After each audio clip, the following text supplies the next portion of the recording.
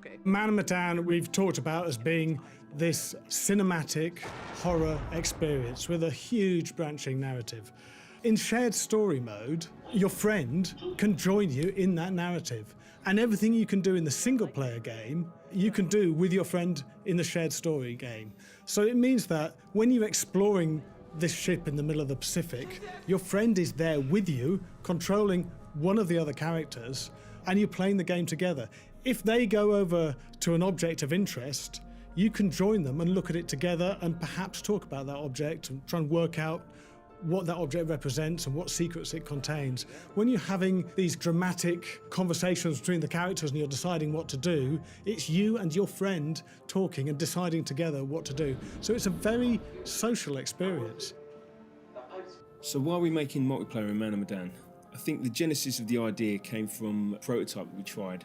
Wouldn't it be cool to see two players together in the same shared story experience? Both making choices and taking actions that both have an impact on the story and the outcomes of that story and where it can go and lead to wildly different outcomes. And to be honest, we've been really surprised that no one else has done this kind of thing in a narrative branching story yet. So we gave it a go, tried it out, tested it, saw what worked, what didn't work, and it proved to be a lot of fun. So, good news, bad news.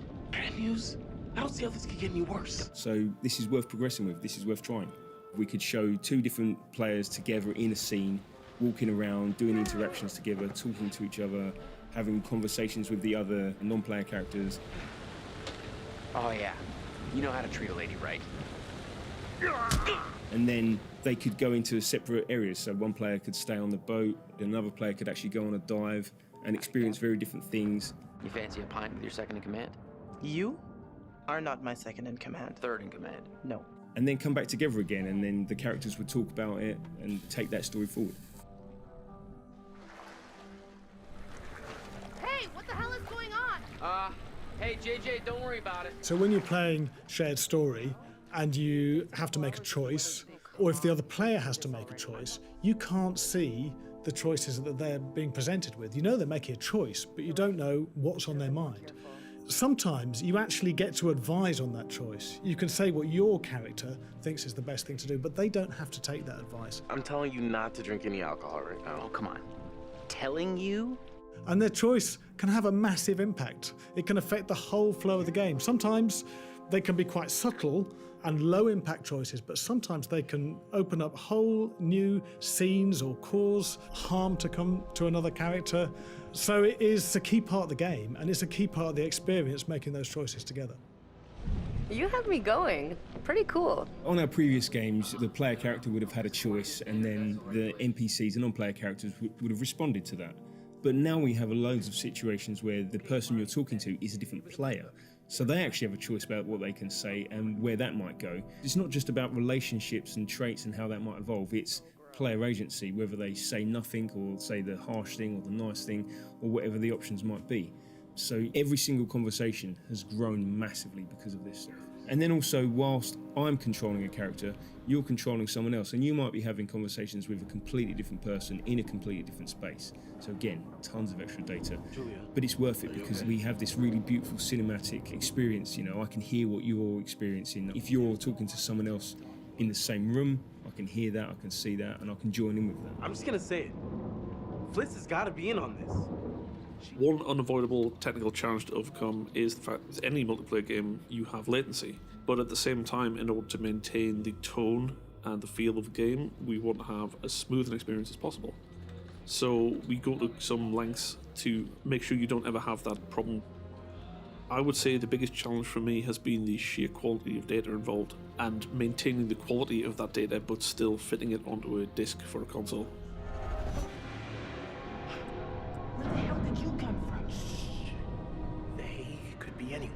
Designing a branching narrative game already presents a load of challenges, and multiplayer, putting a second player into the story, exponentially increases those challenges. It really is very difficult.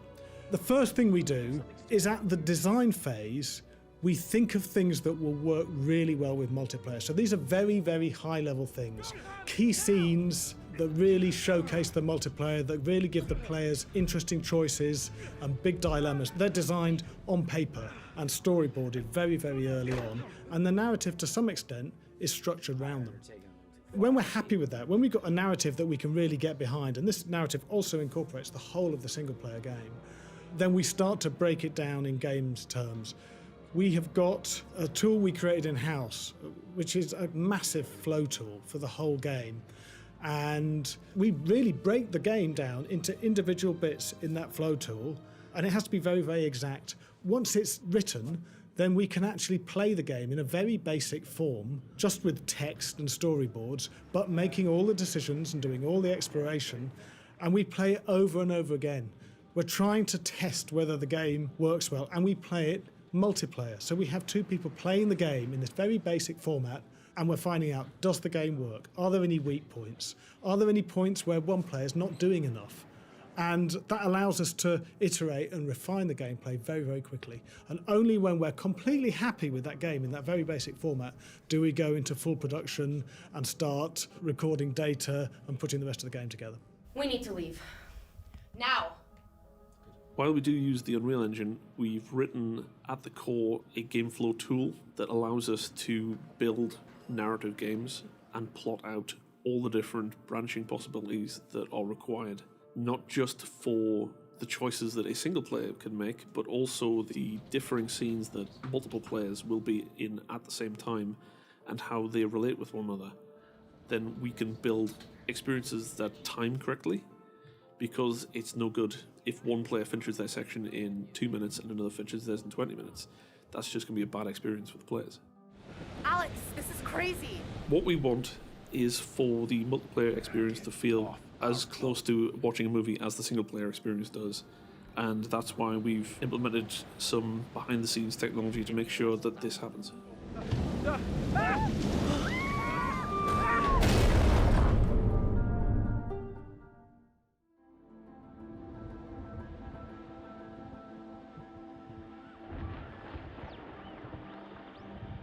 When we released Until Dawn, one of the things that happened was that people streamed the game.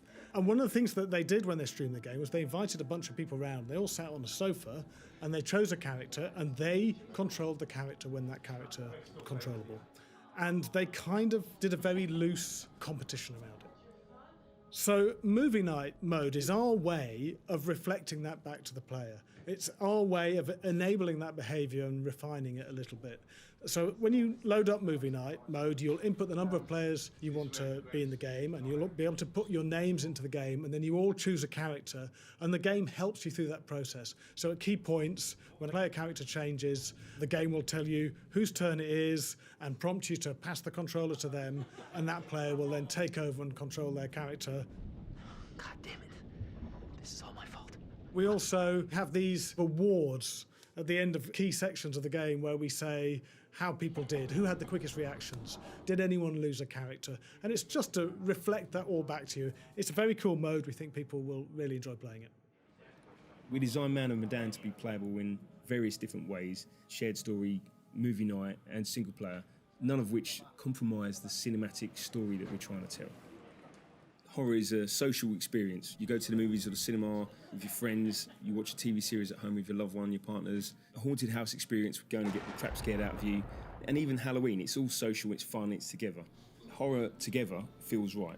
And that's why it works so well in the Dark Pictures Anthology and in Man and Medan, because it's that shared experience, and that's what we want to riff on and get people scared together and get people socialising together, and it's going to be a lot of fun. And as with any good horror game or film or movie, TV experience, some of the characters are going to die. If your character dies, we're going to have to sit and watch. Can the choices one player make cause the death of another player's character? I don't want to give away any spoilers, but certainly the other player's choices have a massive impact on the flow of that story. Get off our boat. It wouldn't be a Supermassive game if that didn't happen. Bring them downstairs. Take this. Use it if you have to.